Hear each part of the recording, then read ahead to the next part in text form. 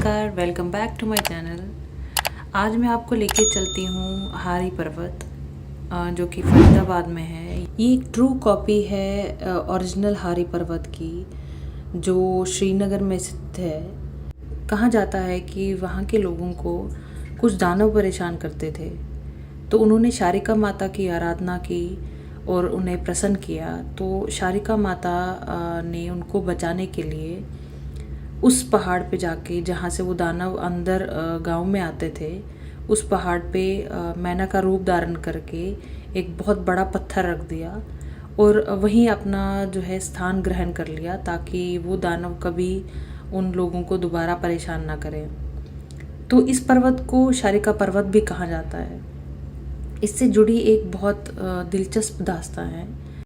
एक कश्मीरी पंडित, जिनका नाम पंडित माधव जी धर था, वो शारिका माता के परम भक्त थे और उनकी आराधना और उनके दर्शन के लिए प्रतिदिन जो है वो हारी पर्वत जाया करते थे। तो एक दिन माता रानी उनकी इस भक्ति से प्रसन्न हुई और उनको दर्शन दिए। तो उन्होंने माता रानी के आगे हाथ जोड़ के उनसे ये विनती की कि वो उनके घर पे उनकी बेटी के रूप में जन्म ले।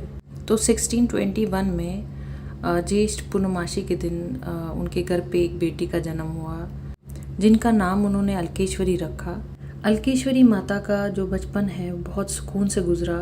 उनके पिता यानी माधव जी उनके गुरु बने और उनको आत्म शिक्षा दी, आत्मज्ञान दिया।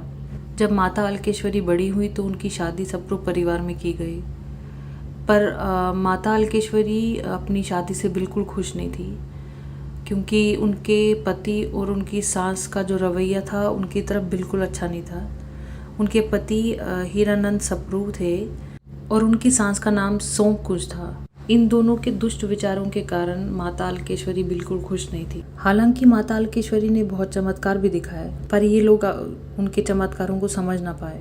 एक बार की बात है, जब एक त्योहार पे अलकेश्वरी माता के पिता माधव जी ने उन्हें खीर भेजी, तो खीर के पतीले को देखकर सोमकुज का मुंह बन गया और वो अलकेश्वरी माता पे चिल्लाने लगी कि मेरे इतने सारे रिश्तेदारों में ये खीर कैसे बटेगी। तो उस पर अलकेश्वरी माता ने उनको ये कह के आश्वासन दिया कि आपको जितने लोगों में बांटना है आप उतने लोगों में ये बांटिए, खीर कम नहीं होगी। बस एक शर्त है कि आप उस पतीले की तरफ नहीं देखेंगे। इस पर सोमकुज ने गुस्से में आकर वो पतीला छीन के अपने सारे रिश्तेदारों में बांट दिया। जिसको जितना देना था उससे कहीं ज़्यादा दे दिया, पर वो खीर कम ही नहीं हुई।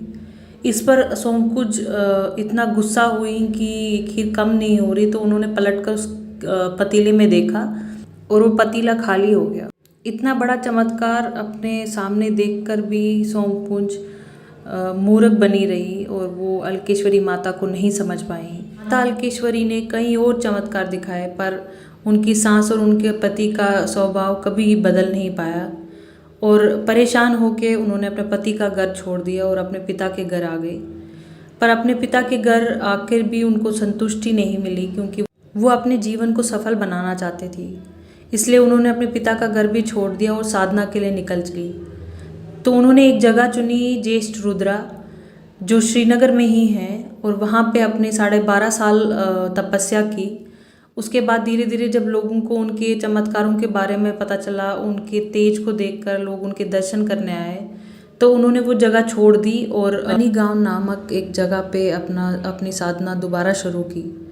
वहाँ पे भी उन्होंने 12.5 साल साधना की। उसके बाद भी उन्होंने कई और जगह पे साधना की और अपनी साधना पूर्ण करने के बाद 1721 में माघ के महीने में सप्तमी में उन्होंने अपना शरीर त्याग दिया। और इस दिन को साइवनम सतम कहते हैं और इस दिन लोग फास्ट रखते हैं, कश्मीरी पंडित फास्ट रखते हैं। माता अलकेश्वरी को रूप भवानी या शारिका माता का अवतार कहते हैं और माता अलकेश्वरी 17वीं सेंचुरी की बहुत प्रसिद्ध कवित्री रही हैं। उन्होंने बहुत काव्य, बहुत कविताएं लिखी हैं। बहुत खुशी होती है जब ये जानने को मिलता है कि हमारी समुदाय में इतनी पुण्य आत्माएं जन्म ले चुकी हैं।